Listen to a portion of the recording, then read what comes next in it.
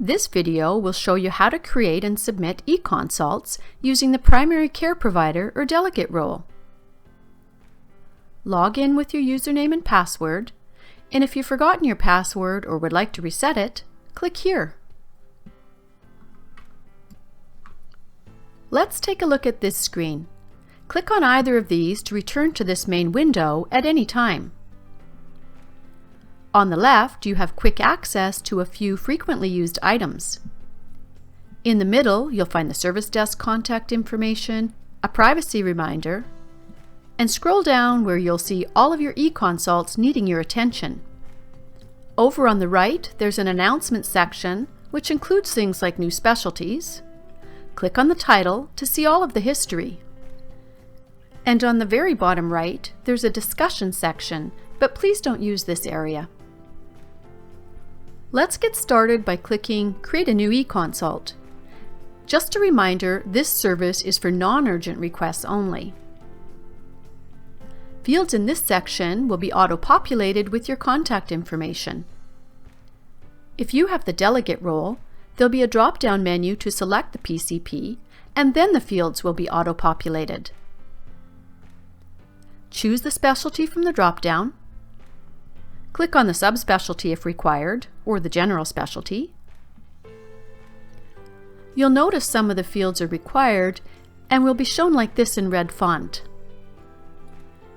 If a specific participating specialist is required, type the last name here.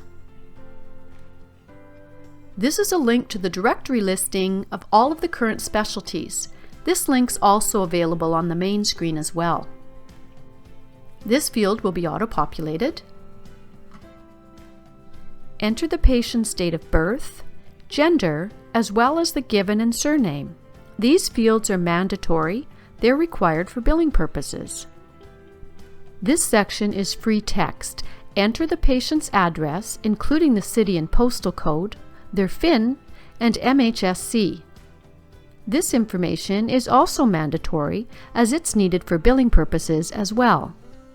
It's very important that you enter all of the required billing information. When specialists prepare to respond to the eConsult, they'll be checking for complete demographics and will return the consult to you if information is missing. This will result in delayed responses from specialists until the additional information is provided. To add attachments, select Yes and click on the paperclip to browse for the file. You can include a short description of the file here if you like.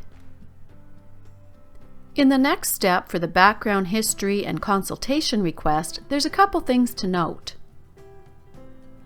Make sure you include all of these elements and provide the information down here if it hasn't already been included in your attachment. Also, for dermatology, ensure the location of any images on the body are identified for the specialist.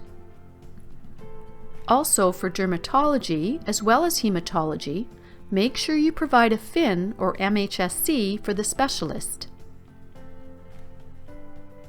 There's a few ways to add the information here. You can type it out.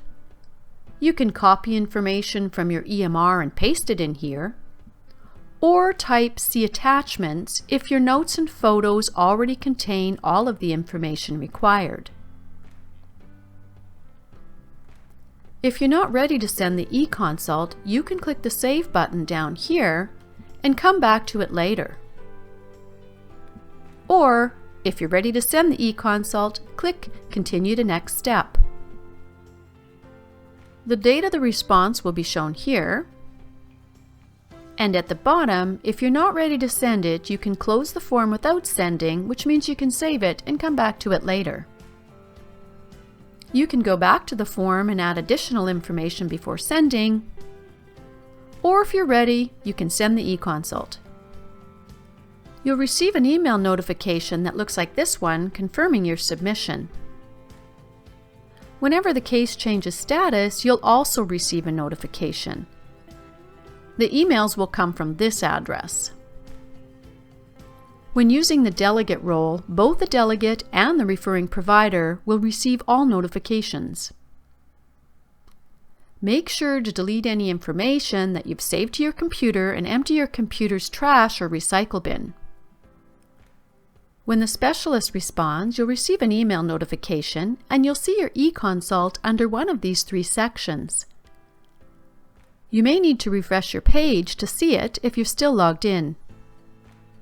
They may require more information, they may have a recommendation, or they may be recommending a referral. And by the way, if you hover over this icon, you can sort, and each of the column headers have a sort option as well. Let's take a look at an example of a consult. This one is a recommendation. Click to open it. The specialist response will appear in this area. Review the response to determine if you require more information or if you're ready to close the consult. The specialist may have also included an attachment. To submit an additional question, choose Yes from the drop-down, type your question here, and then click Continue to Next Step. Or, if you're satisfied with the response, choose No, and you'll be prompted to complete a brief 5-question survey. These surveys are not anonymous. The eConsult support team will see the surveys, and any feedback and comments are passed along to the specialists. Users will be contacted if they state in the survey that they've experienced any issues with the service. Click Continue to Next Step when you're done. Now that you've reviewed all of the information and completed the survey, click Close eConsult. This would now show under your completed eConsult section. In this example, the specialist requires more information. Click to open it. Review this section to find out what the specialist requires. Choose whether you'd like to continue. If you choose No, type your reason in this area and complete the brief survey. If you choose Yes, type the required information here, attach any documents if they were requested, and click Continue. And as we've already seen, you can close the form, go back to it, or send the eConsult. Let's take a look at one more example. This one is recommending a referral. You can see the information here, and then select your option here. And as we select, the information below will change. If you select No, you'll have a couple more options here. If you select Yes, it will bring up the survey. You can go back to the form if you need to make more changes, or close the eConsult. Once a consult is closed, a transcript of all communication and any attachments can be printed or downloaded. Download and save it if you want to upload it into your EMR, or to print and scan the documents into your EMR. Just a note, if you're having issues opening PDF files and you're using Safari, try using a different browser. That's it. We've now completed an eConsult. There's a separate video and quick reference guide for the specialist role.